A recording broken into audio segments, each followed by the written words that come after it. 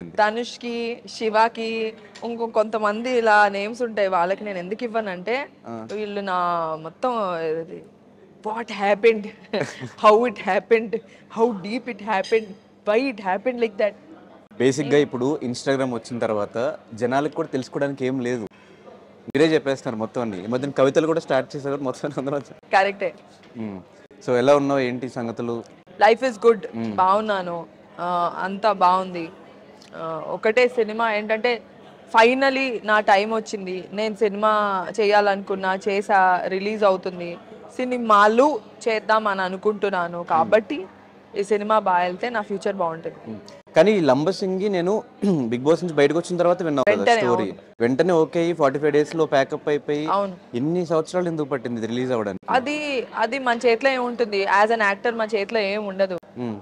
Producer, director, ఆ team ఎలా అనుకుంటే అలా. ఇది రిలీజ్ అవుతే నాకే కదా ప్లస్. ఇది ఈ పార్టీకి రిలీజ్ అయిపోయి ఉంటే నాకు ఆపర్చునిటీస్ ఇంకా బాగా వచ్చి ఉండేవి, ఇంకా అయితే వచ్చి ఉండేవి. లేకపోతే అమ్మాయి బాగా చేస్తుందని తెలిసి ఉండేది, లేకపోతే బాగా చేయట్లేదని తెలిసి ఉండేది. సంథింగ్ ఏదో ఒక ఆన్సర్ అయితే వచ్చేసేది. So I'm also waiting.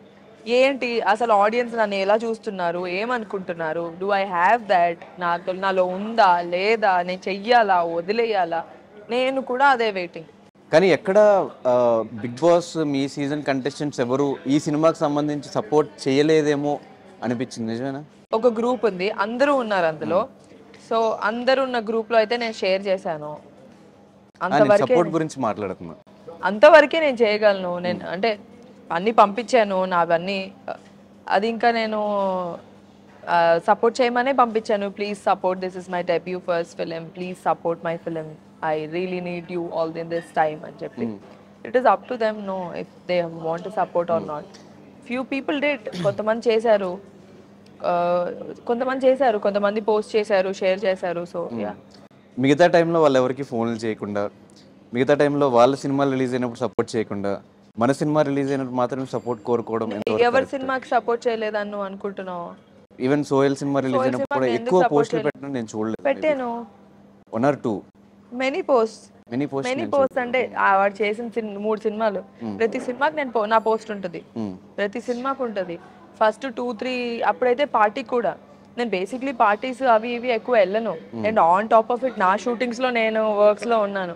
Sohel కి నేను ఖచ్చితంగా సపోర్ట్ చేశాను. ఇంకా మిగతా వాళ్ళు ఎవరైనా వాళ్ళతో టచ్ లో లేకపోయినా టచ్ లో ఎవరితో లేను.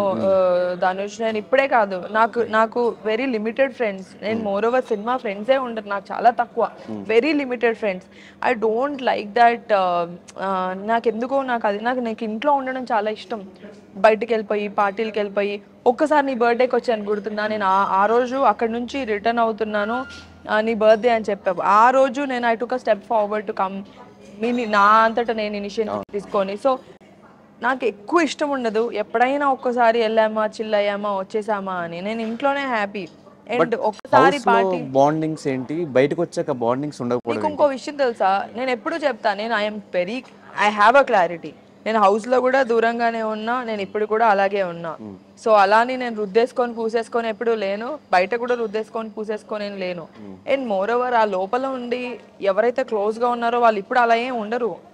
అదంతే, అది అక్కడ టెంపరీ. హగ్స్ చేసేసుకొని నువ్వు ఉండిపోయావు, నువ్వు ఎలిమినేట్ అవ్వలేదు అంటే హగ్ చేసేసుకున్నంత మాత్రాన వాళ్ళకి నువ్వు అంటే నిజంగా ఉంటే హ్యాపీయో, ఉండకపోతే హ్యాపీయో ఇవన్నీ కాదు. Finally at the end of the day నేను ఉండాలి, నేను ట్రోఫీ గెలుచుకోవాలి, నేను ఎండింగ్ వరకు రావాలి, నేను కదా గెలుచుకోవాలని. ఇప్పుడు నీకు నాకు మధ్య పోటీ ఉందనుకో, నువ్వు గెలిచావంటే నాకు ఆబ్వియస్గా నేను ఫీల్ అవుతాను కదా. What ever happens in the house is just for the viewers. మనం ఇలా చేస్తే ఇలా బాగుంటుంది, నన్ను ఇంత పాజిటివ్గా తీసుకుంటారు, నన్ను ఇంత నెగిటివ్గా తీసుకుంటారు.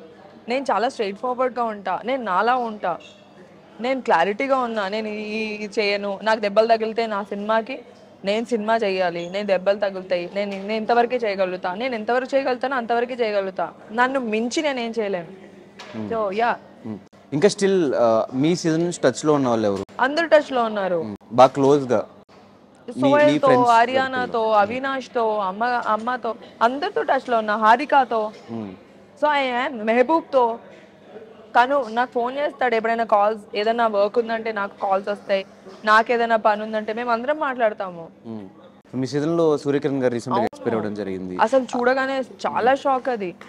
సూర్యకిరణ్ గారు ఫోన్ చేసి నీకు ఆపర్చునిటీ ఉంది తమిళ్లో, నేను ఈ రోల్ అనుకుంటున్నాను అని ఫోన్ చేశారు. హ్యాపీగా అనిపించింది. యూనో తమిళ్ డెబ్యూ కోసం నేను వెయిట్ చేస్తున్నా. సార్ ఎప్పటికప్పుడు సినిమా గురించి, అంటే సూర్యకిరణ్ గారు బిగ్ బాస్ కన్నా ముందు కూడా నాకు తెలుసు. ఒకసారి నేను ఏదో ఆడిషన్కి వెళ్ళినప్పుడు ఆఫీస్లో చూశాను, ఓ కళ్యాణి గారి హస్బెండ్ అది ఆ టైప్లో. దాని తర్వాత సూర్యకిరణ్ గారితో 1 వీక్ ఉన్నా కూడా యూనో డిఫరెంట్ ప్లేస్లో, డిఫరెంట్ అట్మాస్ఫియర్లో మేము అందరం కలిసి ఉన్నాము. ఒక మంచి బాండ్ ఉంటుంది. దాని తర్వాత కూడా ఆయన చాలాసార్లు ఫోన్ చేశారు సినిమా గురించి మాట్లాడడం, కానీ ఎప్పుడు సినిమా గురించే. And it's all of a sudden very sad. And దానికి తోడు ఆయన ఒంటరిగా ఉంటారు, ఓన్లీ మదర్తో ఉంటారు. ఏమో ఒక్కొక్క లైఫ్ అలా ఎండ్ అయిపోతుంది సడన్గా. అంటే చాలా రోజుల నుంచి ఆయన ఒక హెల్త్ ఇష్యూతో ఇబ్బంది పడుతున్నారు అని చెప్పి ఎప్పుడు చెప్పలేదు మాకు, మీ ఎవరికి తెలియదు, ఎవ్వరికి చెప్పలేదు అసలు. ఆయన అంటే ఎప్పుడు ఫోన్ చేస్తే హ్యాపీ న్యూసే చెప్పారు, కానీ ఎప్పుడు సాడ్ న్యూస్ కానీ నాకు ప్రాబ్లమ్స్ ఉన్నాయి, కష్టాల్లో ఉన్నానని కానీ ఎప్పుడు ఇలాంటివి ఏం చెప్పలేదు. అండ్ అమ్మ ఎలా చేస్తున్నావు, ఎలా ఉంది, ఏమవుతుంది, ఏం చేస్తున్నావు దివి, నాకు project I will give you a project, ఇలా తప్పితే there was nothing. And Suryakiran garu అందరికీ ఎంత క్లోజో కాదు తెలియదు, కానీ నాకైతే ఎప్పటికప్పుడు దివి నువ్వు ఇంత ప్యాషన్తో ఉన్నావు, నేనైనా నీకు ఆపర్చునిటీ ఇస్తాను, at least I will do something for, ఇలా ఈ టైప్లో ఉండేవాళ్ళు. ఆయన చనిపోయినప్పుడు నేను చాలా ఫీల్ అయ్యాను. నాకు కాల్ కూడా వచ్చింది చెన్నై నుంచి, వాళ్ళ కో డైరెక్టర్ ఫోన్ చేశారు, సార్ ఇలా ఉంది అని. ఇప్పుడే మొన్నే నా ప్రమోషన్స్ అవుతున్నాయి. And I felt very bad. Okay. And ఇండస్ట్రీలో ఒకటి ఉంది, బిగ్ బాస్ వాళ్ళు బిగ్ బాస్ వరకే, ఆ టైం పీరియడ్ వరకే వాళ్ళకి ఫేమ్ ఉంటుంది, తర్వాత వాళ్ళందరూ కనిపించకుండా వెళ్ళిపోతున్నారు. అది దివి నమ్మిద్దా? ధనుష్ కనిపించకుండా వెళ్ళిపోతున్నారా లేదా అనేది మన చేతిలో ఉంటుంది.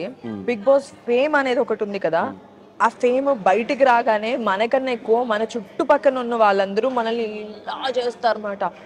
నువ్వేంటి షాప్కి వెళ్ళి కొంటున్నావు, నువ్వు షాప్కి వెళ్ళొద్దు, మేమున్నా మేము తీసుకొస్తాం, నువ్వేంటి ఇక్కడికి వెళ్తున్నావు, నువ్వేంటి ఆడియన్స్లోకి వెళ్ళిపోతున్నావు, నువ్వేంటి జనాల్లో కనిపించేస్తున్నావు, నువ్వేంటి ఫోటో ఇచ్చేస్తున్నావు, నువ్వేంటి ఇలా చేస్తున్నావు. నథింగ్.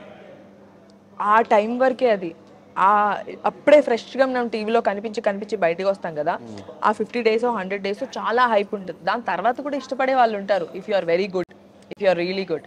ఇప్పుడు నేను ఈవెంట్స్ చేస్తున్నా, ఈవెంట్స్ చేయడానికి ఎవరో ఒకరు ఇష్టపడి ఉంటే, ఎవరో ఒకరు అప్పుడు చూసి నచ్చి ఉంటే కదా. బట్ ఏదైతే హైప్ క్రియేట్ అవుతుందో దాని చుట్టూ ఒక పర్సన్ చుట్టూ, అది ఆ టెంపరీ వరకే, అప్పటి వరకే. 1 year అనుకుంటా, 1 year 2 స్టార్ట్ అయ్యే వరకు అంతే.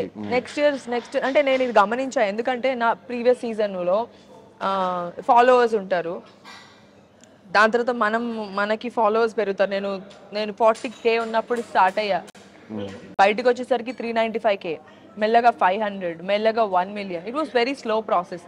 కానీ అదంతా మెల్లగా అవుతున్న కొద్దీ ఒక పాయింట్ తర్వాత ఆగిపోతుంది అన్నమాట.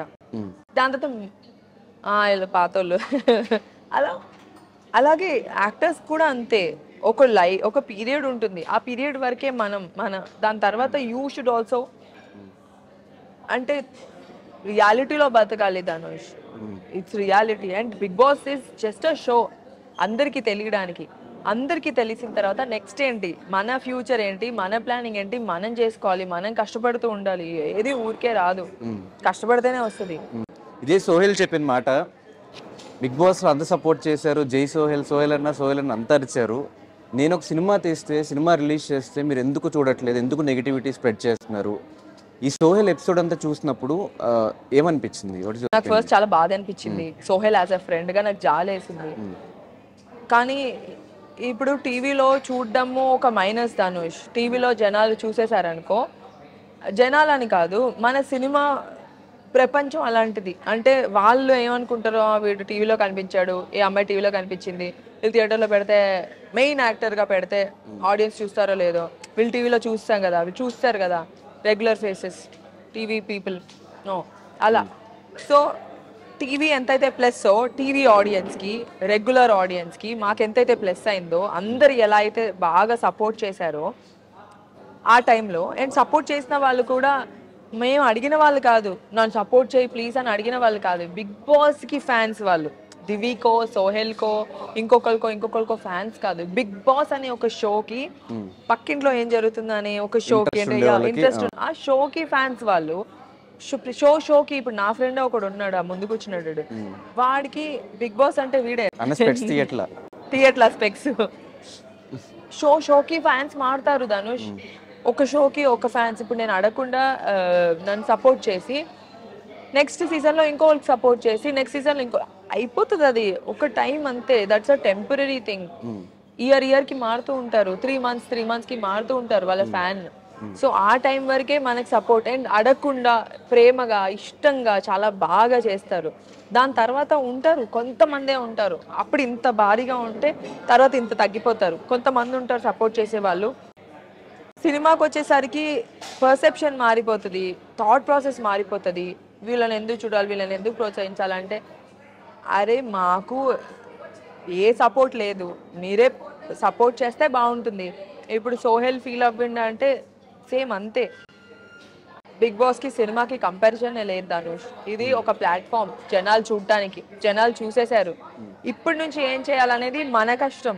మన సినిమా, మన పిక్, మనం స్క్రిప్ట్ ఎలా చూస్ చేసుకున్నాం, ఎలా పర్ఫామ్ చేసాం, బాగుందా లేదా. ఒక సినిమా నుంచి ఇంకో సినిమా హై అవుతే పైకి వెళ్తాం, పడిపోతే కింద వెళ్ళిపోతాం, అంతే, కనిపించకుండా పోతాం. సోహెల్ బాధపడిందని పక్కన పెట్టేస్తే ఇదే తమిళ్ బిగ్ బాస్లోనే హిందీ బిగ్ పేరు గుర్తు రావట్లేదు, ఒక పర్సన్ బిగ్ బాస్ విన్నర్ అయ్యి బయటకు వచ్చి సినిమా చేసి సూపర్ డూపర్ హిట్ కొట్టాడు. ఎవరు? తమిళో హిందీయో? తమిళ్లోనో హిందీలోనే ఎవరో గుర్తులేదు. సినిమా చూస్తే సూపర్ యాక్టర్ గా సక్సెస్ అయ్యాడు అబ్బాయి బయటకు వచ్చిన తర్వాత. అబ్బాయా? తమిళ్లో. సో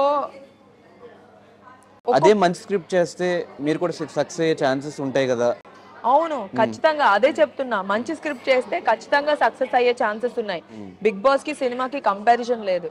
మంచి స్క్రిప్టా, మంచి సినిమానా, మంచి పర్ఫార్మరా, ఇదే ఇంపార్టెంట్. అండ్ చాలా మంది ఇప్పుడు ఇంకా బిగ్ బాస్ చేసిన వాళ్ళు క్యారెక్టర్ ఆర్టిస్ట్ లాగా మిగతా వేరే వాటిలో కనిపిస్తున్నారు. ఎందుకంటే అందరు ఇప్పుడు ఆపర్చునిటీస్ ఇస్తున్నారు.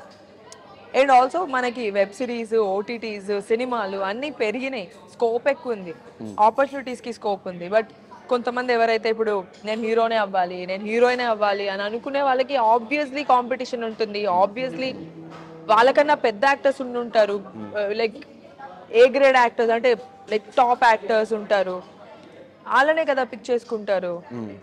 సో మన దాంట్లో ఏదో ఒక extraordinary, you have to be extraordinary in something for them to pick you.